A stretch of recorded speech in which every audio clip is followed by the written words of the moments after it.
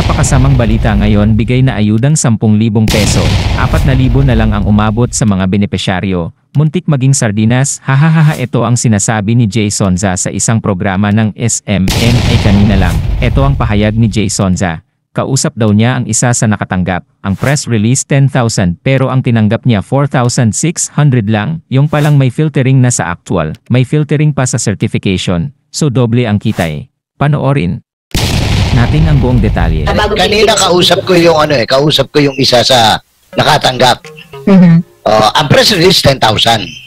Pero ang tinanggap niya 4,600 lang. Ayun. So doon pa lang meron ng filtering sa actual. May filtering pa doon sa certification. So doble ang kita eh. Magandang gabi sa iyo, MJ, at konnichiwa sa ating pong mga nanonood dyan sa Japan na naghahanda naman para sa hakbang na maisog sa darating na Sabado. Good evening. Sabi ko nga, Sir Jay, pagpasensya nyo muna si Admar at mukhang mahal ang bigas ngayon o may extra muna dyan sa Maisog, Japan. At nandun po siya ngayon sa Japan, ano? Crisis eh. Well, unang-una, bago ang lahat, no, medyo hindi kagandahan yung simula ng ating gabi dahil I was hoping at lahat siguro ng mga Pilipino ay nagdarasal kanina na sana magtagumpay tayo laban sa Vietnam, no, dito sa FIFA World Qualifying na ginaganap ngayon sa Hanoi. Pero apparently as of this time with barely 10 minutes to go, ang score ay nasa 2-1 na lamang ang Vietnam. At kahit na tumabla pa tayo ay we won't qualify in the FIFA World Cup, MJ. Ako, sad to say yan, Sir Jay. At sa ano naman, basketball, nag-umpisa na ang PBA. Ang mga kabayan naman natin, ang mga boksingero, mga Bisaya, nag-ready na po ngayon para po sa Paris Olympics naman come July this year. At talagang umatikabo yung sports, yun na lang yung natitirang paksa na nakakaisa tayo mga Pilipino at hindi tinitingnan yung ating mga political leanings, ano? Correct. At saka ngayon dapat nagbubunye ang mga taga San Ildefonso, Bulacan. Uy! Dahil for the second time, si Yuka Saso, ang anak ng San Ildefonso, ay muling nagkampiyon sa US Open. Bagamat siya po ngayon ay naninirahan na sa bansang Japan. Approve. Samantala, Sir Jay, sa usaping politika naman, abay iniimbestigahan ngayon sa Kamara ang umunay extrajudicial killings sa war on drugs campaign ng nagdaang administrasyon. Kasabay ito ng balita maglalabas daw ng arrest warrant ang ICC laban kay dating Pangulong Duterte. Sabi pa ng isang mambabatas, iimbitahan sa susunod na pagdinig ang dating Pangulo. Ano naman kaya ang masasabi dito ng dating opisyal ng Duterte administration? Narito po ang report ni Sarah Santos. Pag tinawag mo Presidente, sasabihin sa'yo ni Presidente, nasaan yung 20,000? Pakita niyo sa akin mga listahan. Sino yan?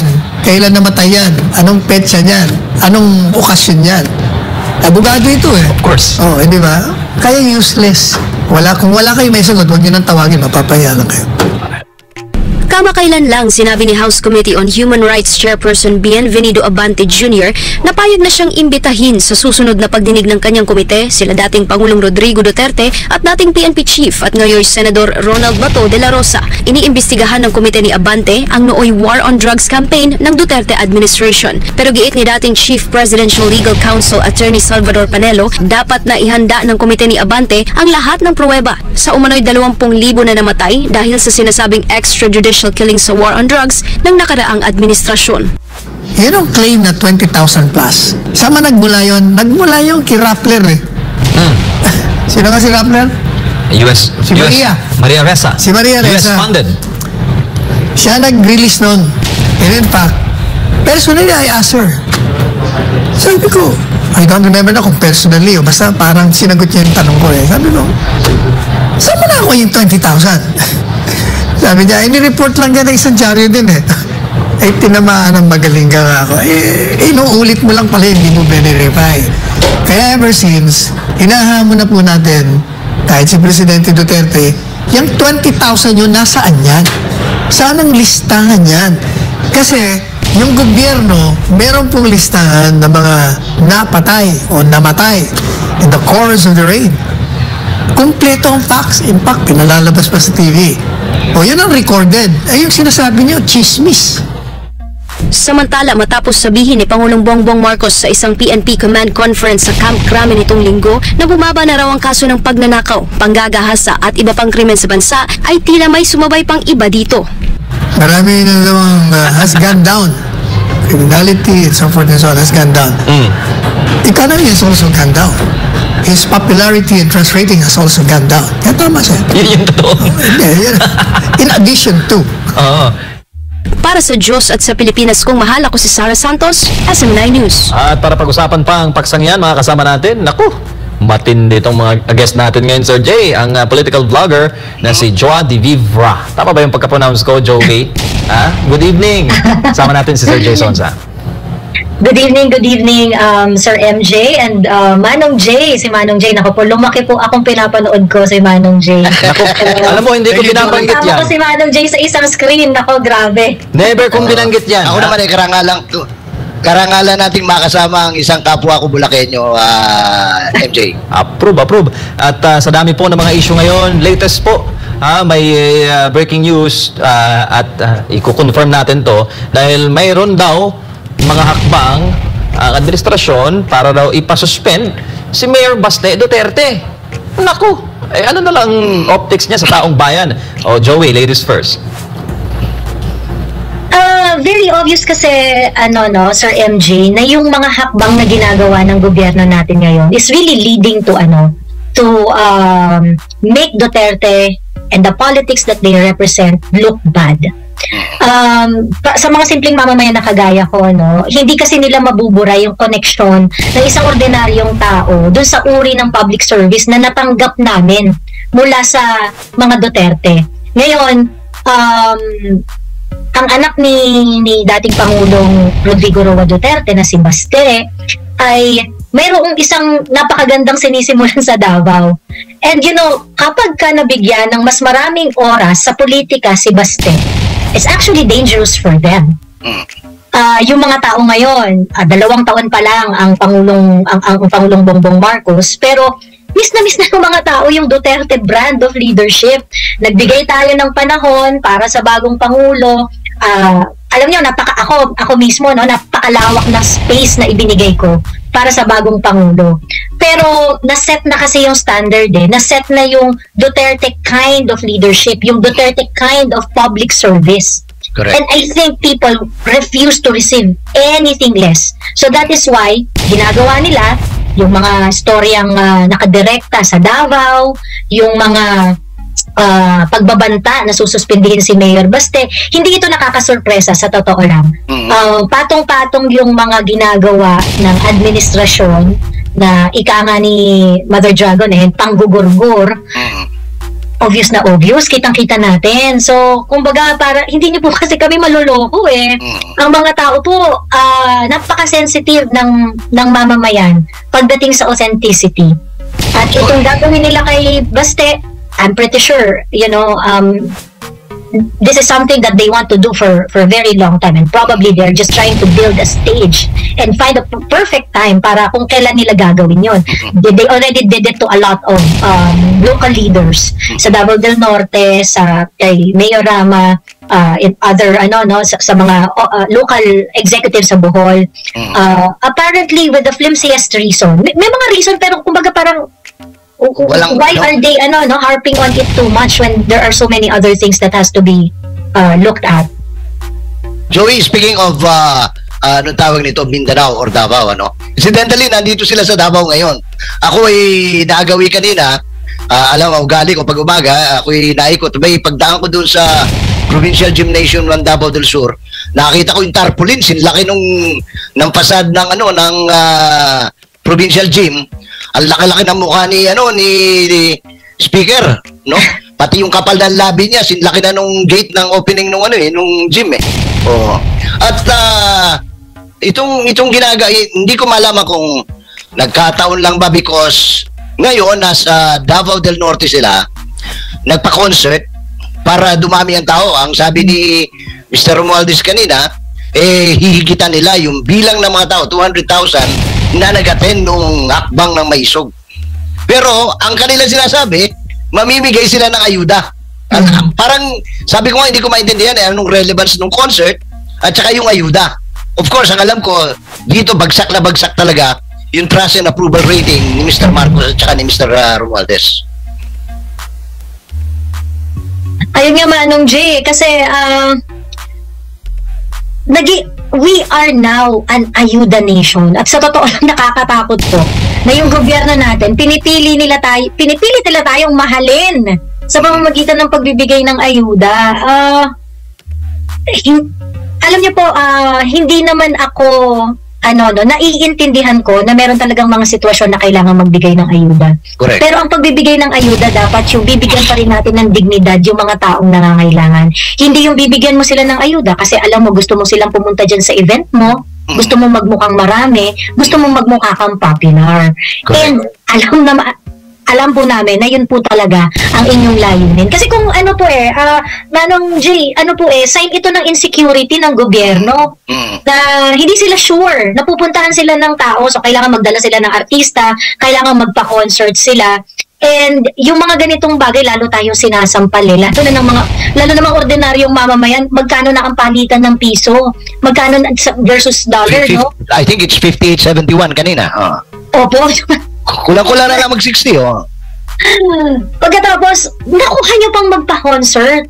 Ito pa talaga yung mga pagkakagas, ang talent fee ng mga artista. I'm pretty sure hindi yan mura. Hindi ko sinisisi ang mga artista dito. Oo, sasamantalahin ko kung ako yung celebrity. Trabaho rin yan. Nagtatrabaho lang rin sila. But, it is the priority of this government na pipili. Meron kayong mga existing problems, imbis na pag-isipan natin kung paano natin matutulungan ng mga magsasaka para maibenta nila ang kanilang mga ani, imbis na problemahin natin yung pinangako nung unang-una pa lang na food security, uunahin natin yung concert. Ano naman to, diba? Parang masyado nyo naman po kaming ginagawang doormat. Ang mga Pilipino, ginagawang doormat ng administrasyon na to na, ay hindi, sige, pagkabigyan namin kayo ng konting saya, okay na kayo. At saka may dyan alam mo, Sir Jay, yes, MJ. Joey, may dyan may metonymic phrase dyan. Sikat nito sa mga aklat, yung bread and circuses, na yung kumbaga ito yung ginagawang attempt ng pamahalaan na i-divert yung atensyon ng publiko through superficial pleasures. Gaya ng ayuda, ayuda, tapos yung circuses, mga pa-concert. Yun nga nangyayari ngayon sa Pilipinas. Alam mo, nung early 70s, nung katatapos lang, after the second year of martial law, talagang taghirap noon So, nagkaroon ng nasa gobyerno pa ako noon, batang-bata ako, nagkaroon ng parang approach yung gobyerno, yung bad times demand good times. So, nagsuna libre sila doon sa Penoy Movie. Kung matatandaan mo, panahon nila Yvonne Salcedo, nila Nympha, nila Merly Fernandez. Yun, walang noon.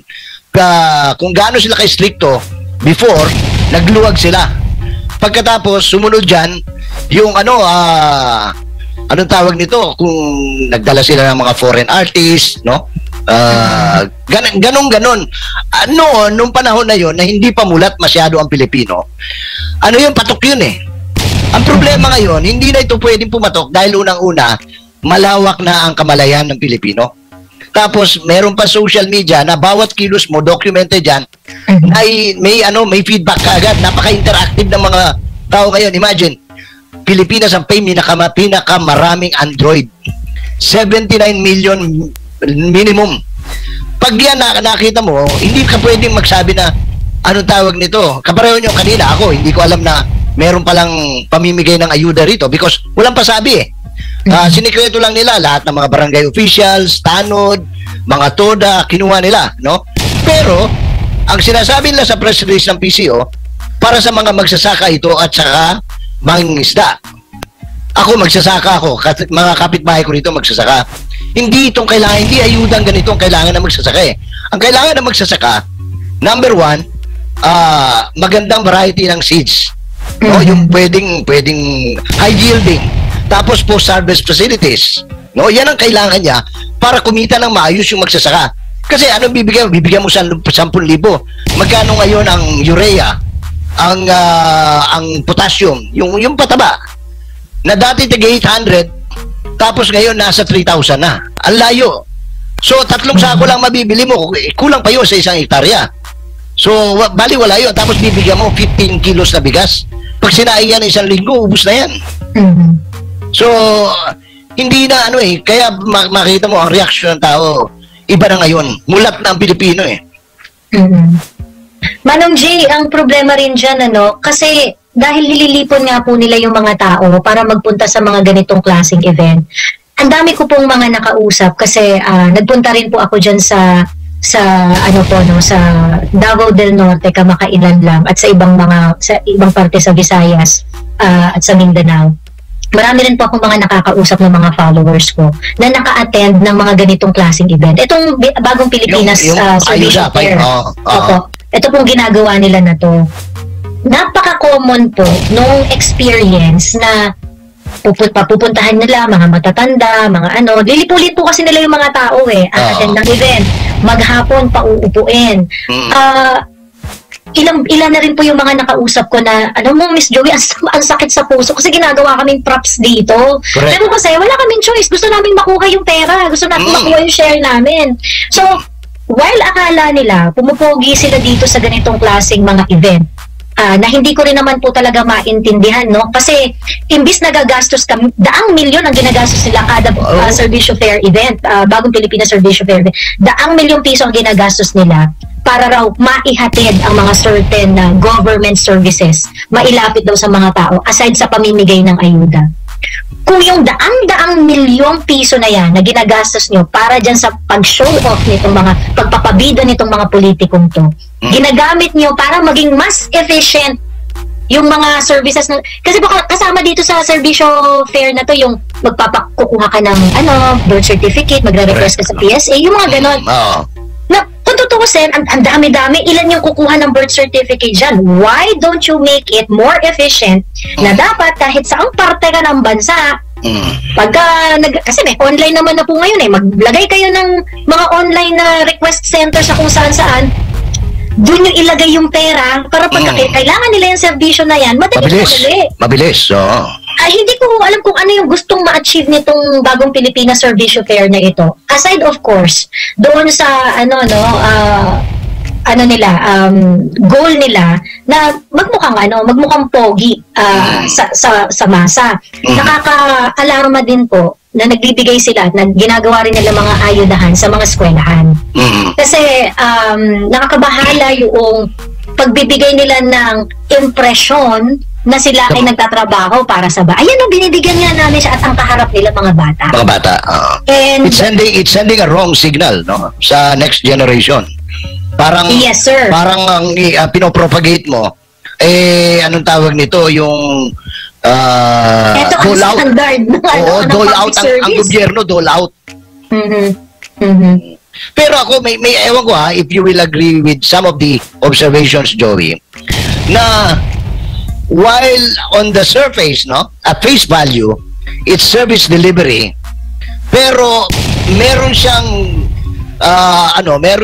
nakapailalim na ang basa nila, dito sila gumagawa ng pera. Because remember, hindi lang ito minsan nangyari na may umaray yung Mindoro, umaray yung Tawi-Tawi, when they made a press release na nag-distribute sila worth 700 million. Pero nung kinuwenta ng mga observers, including the mayors, yung mga LGUs, nasa 300 million lang yung naipamahagi. Or less. So, kung 700 ang kanilang sinertify as expenses, kasi dumadaan ito via Congress, hindi na the regular channel DSWD or labor where there is a pre and post audit. Dito wala certification lang So, malamang na ginagamit itong okasyon ito para magkamal ng mas marami pang pera from the pocket of the government. Para mag-pilfer po ng budget, para mag-pilfer ng pera, 700,000, tapos ang bababa, 300,000 lang. Correct. At alam po ito sa mga komunidad. Lahat po ng mga pinuntahan ng Bagong Pilipinas Servicio Fair, lahat po ng pinuntahan nila, pinangako sa kanila 10,000. Ilang buwan na po akong naghahanap, Manong Jay.